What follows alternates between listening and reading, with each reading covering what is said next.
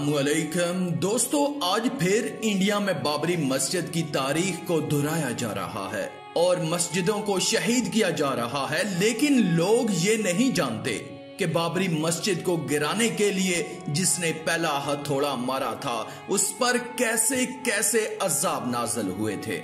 आप जानकर हैरान हो जाएंगे। जब बाबरी मस्जिद को शहीद कर दिया गया था तो योगिंदर ने बाबरी मस्जिद की ईंटें लाकर रखी और माइक से ऐलान किया कि राम मंदिर पर बने जालमाना ढांचे की ईंटें खुशकिस्मती से हमारी तकदीर में आ गई हैं।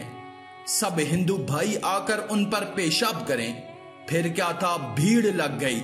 हर कोई आता था और उन ईंटों पर हकारत से पेशाब करता था। मस्जिद के मालिक अल्लाह को अपनी शान भी तो दिखानी थी। 4-5 रोज के बाद योगिंदर का दिमाग खराब हो गया। पागल होकर वो नंगा रहने लगा, सारे कपड़े उतार देता था। वो इज्जत वाले जमींदार चौधरी का अकलौता बेटा था। उस पागलपन में वो बार बार अपनी माँ के कपड़े उतार कर उससे मुंह काला करने को कहता था। बार बार इस गंदे जज्बे से उसको लिपट जाता। उसके वालिद बहुत परेशान हुए, बहुत से सयाने और मौलाना लोगों को दिखाया, बार बार मालिक से माफी मांगते, दान करते, मगर उसकी हालत और बिगड़ती थी। एक रोज वो बाहर गए तो उसने अपनी माँ के साथ गंदी हरकत करनी चाही। उसने शोर मचा दिया। मोहल्ले वाले आए तो जान बची, उसको जंजीर में बांध दिया गया।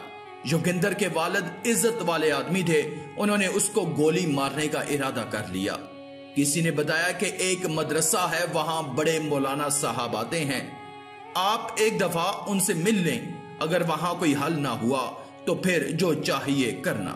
वो मौलाना साहब के पास चले गए। योगिंदर के वालिद चौधरी रघुबीर सिंह जब बवाना के एक इमाम जिनका नाम शायद मौलाना शबीर अहमद था उनके पास पहुंचे तो उन पर उस वक्त अपने शेख की तकरीर का बड़ा असर था। उन्होंने चौधरी साहब से कहा कि मैं झाड़ फूंक का काम करता था, मगर अब हमारे हजरत ने हमें इस काम से रोक दिया है, क्योंकि इस पेशा में झूठ और औरतों से मेल मिलाप बहुत होता है और उस लड़के पर कोई असर या जादू वगैरह नहीं, बल्कि मालिक का अजाब है। आपके लिए एक मौका है। हमारे बड़े हजरत साहब परसों बुध के रोज दोपहर को यहाँ आएंगे, आप उनके सामने बात रखें।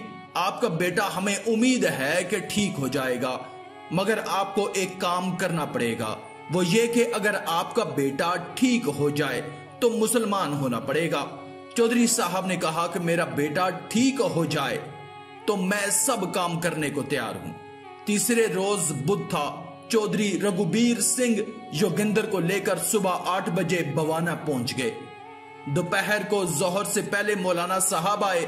योगिंदर जंजीर में बंधा नंग धड़ंग खड़ा था। चौधरी साहब रोते हुए मौलाना के कदमों में गिर पड़े और बोले कि मौलाना साहब, मैंने इस कमीने को बहुत रोका, मगर ये पानीपत के एक औरत के चक्कर में आ गया। मौलाना साहब, मुझे क्षमा कर दीजिए, मेरे घर को बचा लीजिए। मौलाना साहब ने सख्ती से उन्हें सर उठाने के लिए कहा और पूरा वाकया सुना।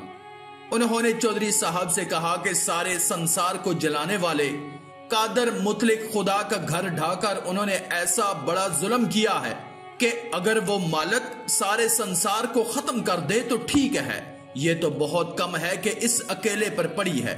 हम भी उस मालिक के बंदे हैं और एक तरह से इस बड़े गुनाह में हम भी कसूरवार हैं कि हमने मस्जिद को शहीद करने वालों को समझाने का हक अदा नहीं किया। अब हमारे बस में कुछ भी नहीं है, बस ये है कि आप भी उस मालिक के सामने गिड़गड़ाएं और क्षमा मांगे, हम भी माफी मांगे। मौलाना साहब ने कहा कि जब तक हम मस्जिद में प्रोग्राम से फारिग हों, आप अपने ध्यान को मालिक की तरफ लगाकर सच्चे दिल से अल्लाह से माफी मांगें और दुआ करें कि अल्लाह मेरी मुश्किल को आपके अलावा कोई नहीं हटा सकता। चौधरी साहब फिर मौलाना साहब के कदमों में गिर गए और बोले, जी मैं इस लायक होता ये दिन क्यों देखता। आप मालिक के करीब हैं, आप ही कुछ करें। मौलाना साहब ने उनसे कहा कि आप मेरे पास इलाज के लिए आए हैं, अब जो इलाज मैं बता रहा हूं वो आपको करना है। वो राजी हो गए। मौलाना साहब मस्जिद में गए, नमाज पढ़ी, थोड़ी देर तकरीर की और दुआ की। मौलाना साहब ने सभी लोगों से चौधरी साहब के लिए दुआ को कहा। प्रोग्राम के बाद मस्जिद में नाश्ता हुआ। नाश्ते से फारग होकर मस्जिद से बाहर निकले तो मालिक का करम के योगिंदर ने अपने बाप की पगड़ी उतार कर अपने नंगे जिस्म पर लपेट ली थी और ठीक ठाक अपने वालिद साहब से बात कर रहा था। सब लोग बहुत खुश हुए और बवाना के इमाम साहब भी बहुत खुश हुए। उन्होंने चौधरी साहब को वादा याद दिलाया और उसको डराया भी कि जिस मालिक ने उसको अच्छा किया है, अगर तुम वादे के मुताबिक मुसलमान नहीं होते हो तो फिर ये दोबारा उससे ज्यादा पागल हो सकता है। वो तैयार हो गए और इमाम साहब से बोले कि मौलाना साहब, मेरी 7 पुश्तें आपके एहसान का बदला नहीं दे सकती। आपका गुलाम हूं, जहां चाहे आप मुझे बेच सकते हैं। हजरत मौलाना को जब यह मालूम हुआ कि इमाम साहब ने उससे ठीक होने का ऐसा वादा कर लिया था, चौधरी साहब को मस्जिद में ले जाने लगे तो योगिंदर ने पूछा कि पिताजी कहां जा रहे हो? उन्होंने कहा कि मुसलमान बनने। तो योगिंदर ने कहा कि मुझे आपसे पहले मुसलमान बनना है और मुझे तो बाबरी मस्जिद दोबारा जरूर बनवानी है। खुशी खुशी उन दोनों को वजू करवाया गया और कलमा पढ़ाया गया। वालिद साहब का मोहम्मद उस्मान और बेटे का मोहम्मद उमर नाम रखा गया। खुशी खुशी वो दोनों अपने गांव पहुंचे। वहां पर एक छोटी सी मस्जिद है, उसके इमाम साहब से जाकर मिले। इमाम साहब ने मुसलमानों को बता दिया।